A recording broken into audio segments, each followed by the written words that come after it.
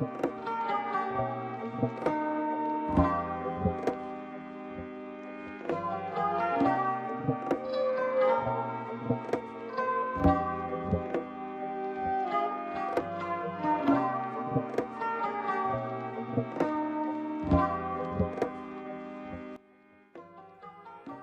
here we are, everyone.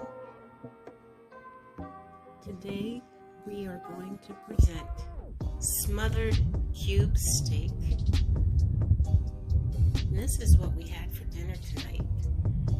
We had greens,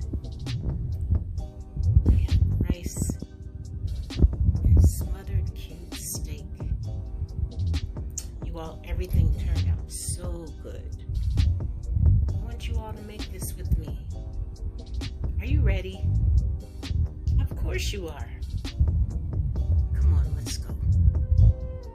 Let's cook with ease. Hey everybody. So we're going to make our smothered cube steak, and we're going to include a few ingredients, and the ingredients will be beef broth, Pankro breadcrumbs, all-purpose flour, a little bit of oyster flavored sauce for our gravy, some W sauce, some buttermilk, onion powder, paprika, garlic powder, and then this beef bouillon powder. We have some eggs here and some onions as well. Now, a lot of this is just for the gravy, but I'm going to make sure that I tenderize these pieces of meat before I flour them. All right, so I'll show you what the next step is.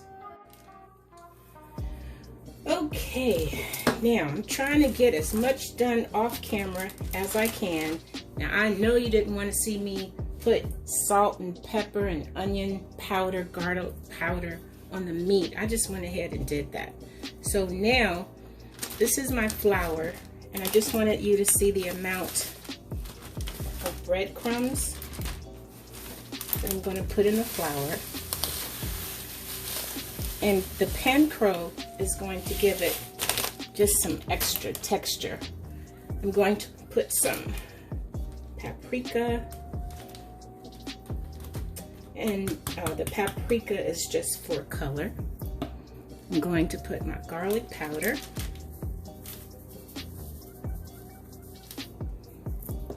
and onion powder.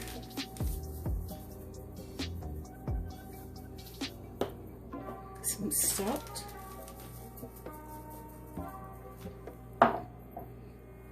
and put some pepper. Actually, I'm going to take the top off. We love pepper. Good, and pepper. You know what I like to do, you all? Tell me what you think. I like using a bag because it just saves the cleanup time. It doesn't make it as messy. So what I'm going to do first, I'm going to set this up. This is my station. I'm going to put the meat. This is egg and buttermilk. That's my wash that I'm going to put it in. Then I'm going to put it inside the bag like this. I'm sure you all have done this before. Just make sure it's coated. Get it in there real good. Take it out. Gotta make sure every part is coated. Let me see. Like that. Now I'm gonna take it out, and I'm gonna lay it here and just let it get a little hard, because that helps with the frying also. All right, I'm gonna do all these pieces, and then the next step is going to be frying. All right, here we go. I got everything nice and floured. Now I don't wanna crowd the pan up, so let me see. Let me get a good one. I'm gonna try to fry these like I'm looking for a good size one. 2 minutes on each side. They're all so big. My goodness. Let me see. This one. No, that one's not going to fit. How about this one? You all, these are all so big. After I flatten them out, let me see if this one. No, I better wait. So let me go ahead and give it 2 minutes on each side. I was hoping I could fit more than one in there, but I don't want to risk it. You know, when you're paying a good amount for this meat, you don't want to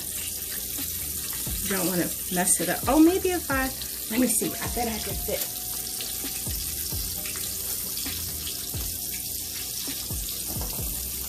This one in here.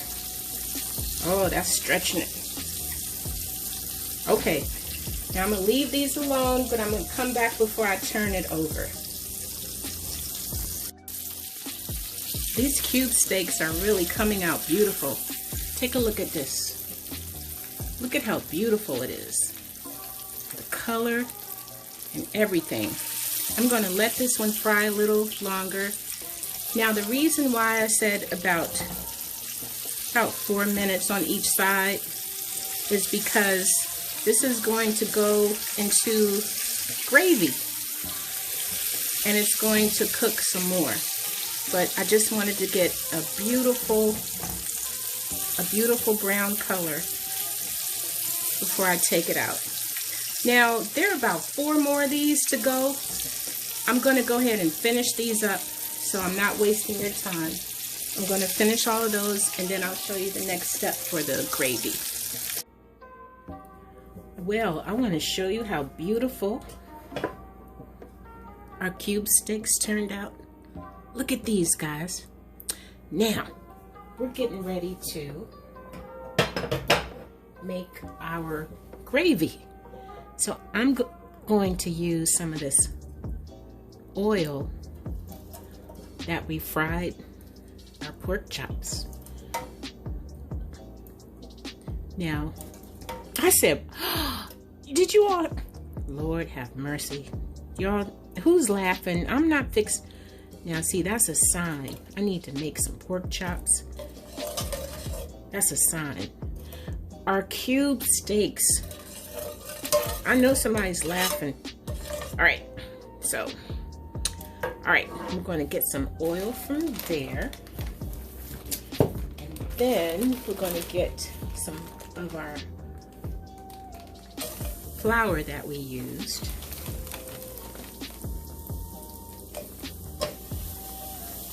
And we're going to get that nice and brown. Now you all, it's important to cook that flour taste out because there is nothing nastier. If you have something like this, it's really good because you can press down and get the lumps out. But we want this to cook and we want it to get nice and brown. So I'm not going to bore you all. I'm going to get it to that point. And then I'll be back. Look, everybody. Now this is from constant stirring and stirring and mashing. Mash, mash, mash, mash. And this is a good color. This is a good color for your gravy. So I have some beef broth. I'm going to pour that whole can of beef broth. I'm going to mash this and mash it. That's the thing about gravy. You have to be very patient and attentive with it. And just make sure that you're mashing all the lumps out. It's just good to get some type of tool where you can keep on mashing and mashing. Now this is going to, I'm going to put some more beef broth. We love gravy, so I'm just going to gradually, so far I've used about 1.5 cans. So probably end up using more, but let's just be patient and watch it. So let's go ahead and put our pepper. Let's put some salt, not too much. Some garlic powder, onion powder. I like to use this beef bouillon flavor. It's just to kick up the flavor a little bit. Our W sauce, which gives it a lot of flavor for beef. And I love oyster sauce. Oh my gosh, you guys, this is so good.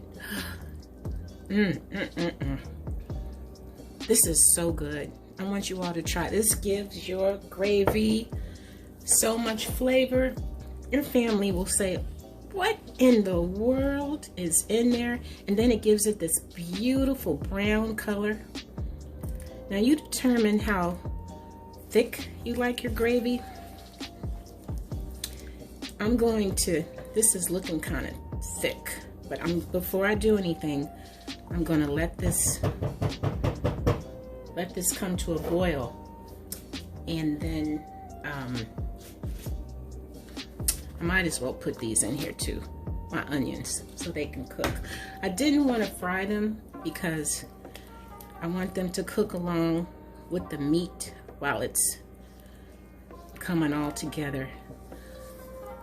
So let me let this simmer for about 15 minutes and then we'll be right back. Yeah, about 15 minutes. I'm going to put the lid on it.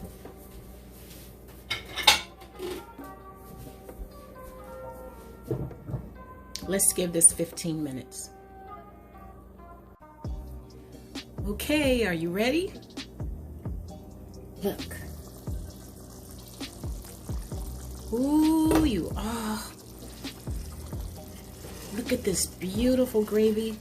So I ended up using both cans of the beef broth to get to this consistency. It smells incredible. Look at this broth, you all. Now, oh my goodness, this with some rice is going to be incredible. All right. So now, let's start putting our pieces in the gravy. It's a great big piece right there. Gosh, can you all hear my mouth water? It's not good for your, is it bad when your mouth is watering for your own food that you're making? I don't know if that's good. Good mugger. Oh, this looks so good. Let's put this in here. What do they say? I've heard people say, everybody in the pool.